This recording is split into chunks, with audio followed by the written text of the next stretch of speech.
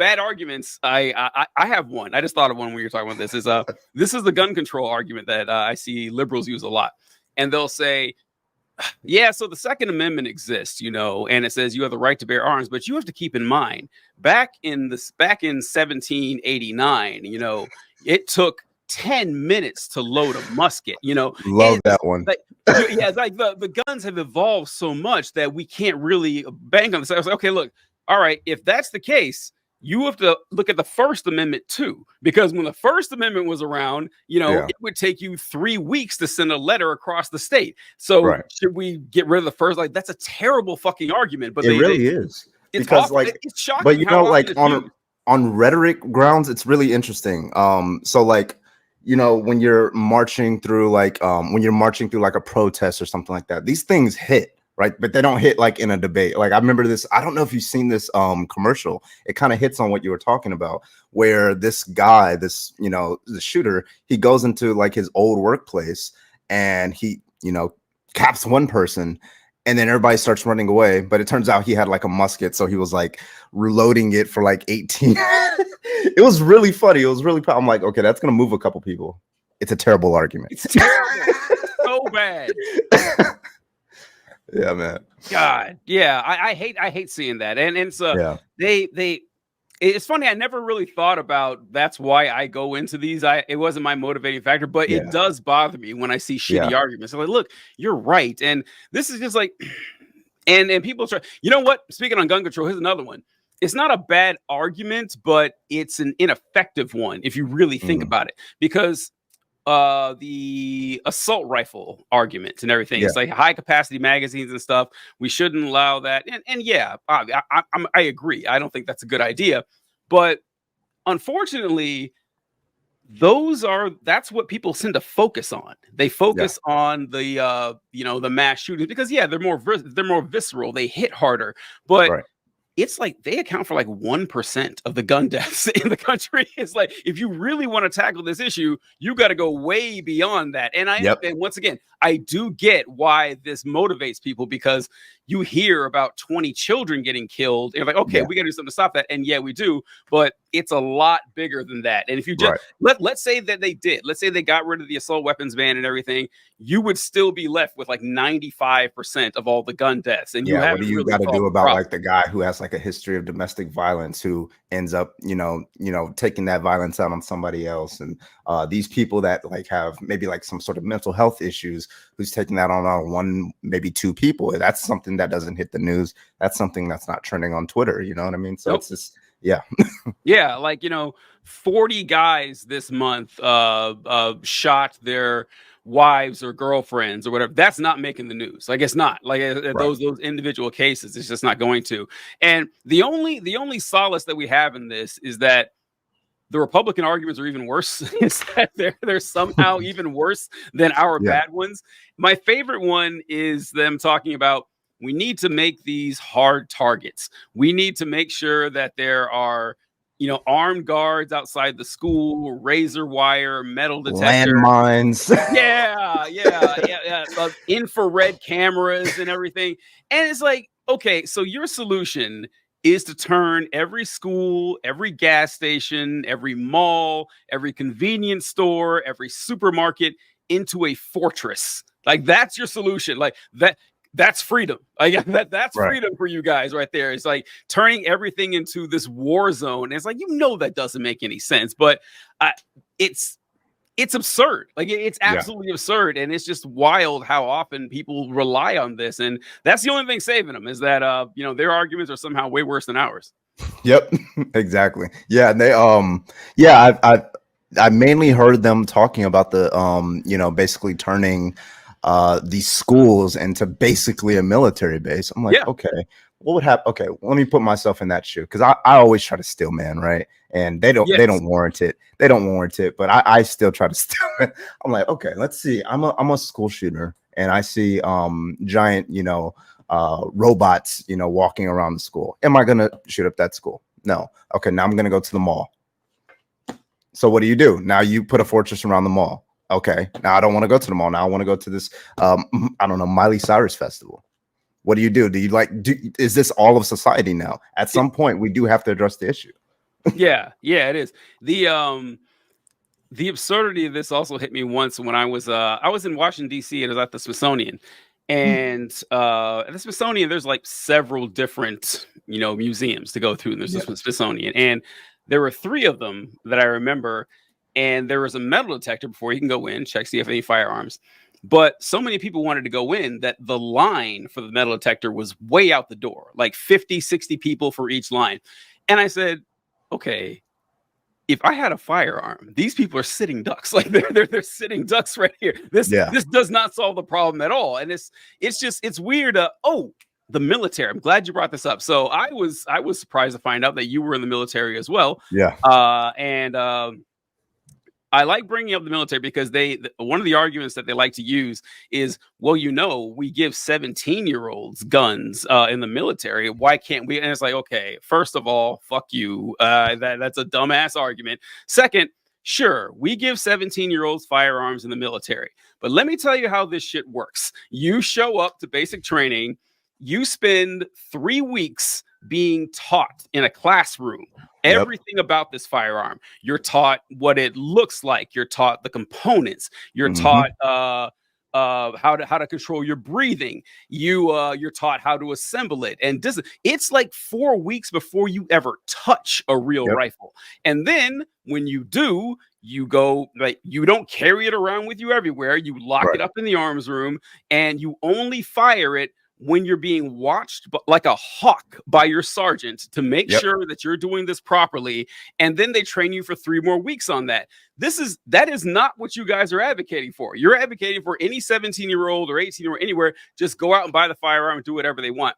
And furthermore, when you're on a military base, you're active duty or whatever, you're living on post, or you're just on post at all. Guess what? You don't have your firearm there either.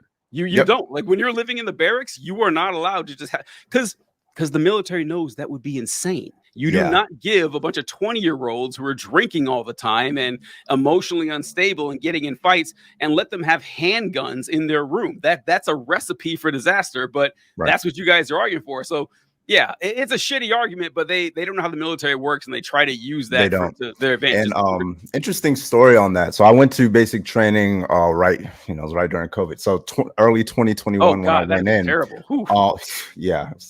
Oh my God. We even had we had our yellow phase. So we had to stay in quarantine 2 weeks before we had to start basic training at the barracks. It was terrible. It was terrible. But anyway, so you might have heard in 2021, there was this case of this military member. He took like a bus, and then, he conducted like a shooting. That was while I was in basic training. And so before that happened, we had the weapons on a rack, and they were all like tied up with a very strong cable when inside of the barracks, right? Made sure that nobody can get in. Drill sergeants would come in and all that good stuff, right? After that happened, they took all the weapons, and so now every time we're about to go out to the range, or that we're about to go out to the FTX, they would put them all the way at this vault on the other side of on the other side of the barracks, pretty far away from the barracks. So now we have to march in cadence all the way over there, get our weapons, clear them and all that stuff. So like, even that, just like small things like that as a response to a shooting another state away, that's not something that they're advocating for. And that I agree with you there. Yeah, it's nonsense. And the mental health stuff too, this is also very annoying, is that whenever this happens, they always say, well, the problem is mental health. That's the issue. The problem isn't firearms. The problem is mental health.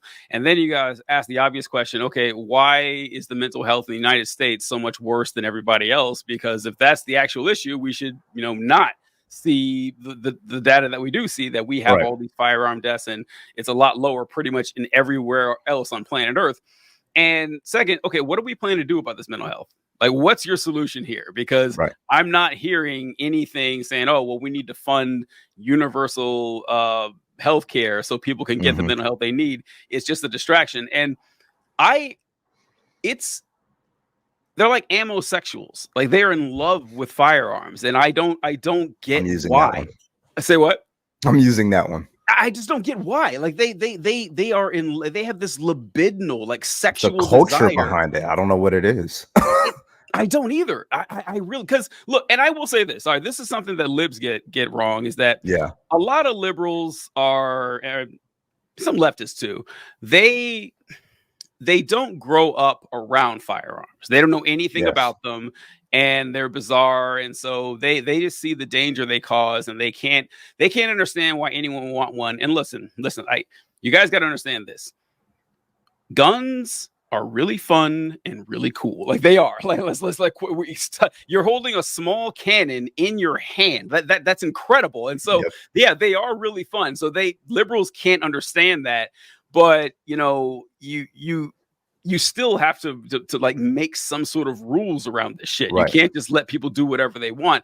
And it's really disgusting too, like with the NRA, because they don't care about like the Second Amendment, whatever. It's all about selling weapons, and that's just it's depressing to see. I don't know how this is going to be solved. I really don't. I don't foresee. What's your opinion on this? Like, do you foresee this coming to any sort of conclusion anytime soon?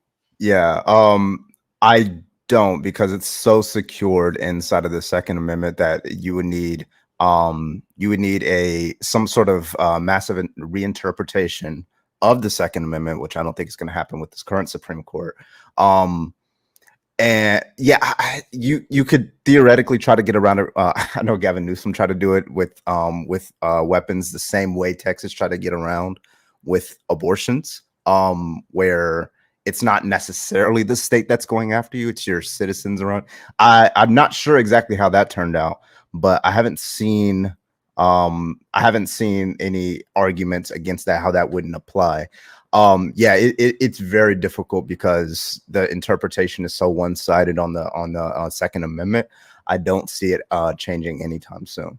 And the problem with the arguments is like it always reverts me. I'm like, as a debater, I don't I always say, well, that's an appeal to legality. It's our constitutional right. It is. Should it be? That's the question I try to bring them down to. Should we change some aspects of the Second Amendment? They never can engage with that question, because it's like the Second Amendment is like a Bible. The Constitution is like the Bible, except the First Amendment and the 14th Amendment. So like it's very difficult to engage them in that conversation. So whoever's part of that conversation about changing or altering or changing the interpretation, they're not going to be at the room when that happens. That's what I foresee. Yeah. Also, I think another problem is that there's just so many weapons in the country. There's just so many. Even if you were to change the laws on this, there's more guns than people. I mean, even if like there was like a steady plan to actually solve this problem, it would take decades before we could actually, see some solid results from it. And that is kind of sad. And my man, I love that you brought up this appeal to legality, because I talk about this shit all the time. Every time like a discussion comes up about anything, but like let's stick with the Second Amendment, and I'll get like someone will comment or message, like they'll just put in quotes, "shall not be infringed," as if that's some sort of bulletproof argument they got going there. And here's the thing. I do not care what James Madison said. I don't. And quite frankly, it's very weird that you do. It's super odd. Like, James Madison was born 300 years ago. He has, like, why would you expect him to have like all the answers for everything that existed centuries after his birth and his death? It's like it's odd. Like, these people, like you said, they act like it's the Bible. They pretend that the founding fathers were there.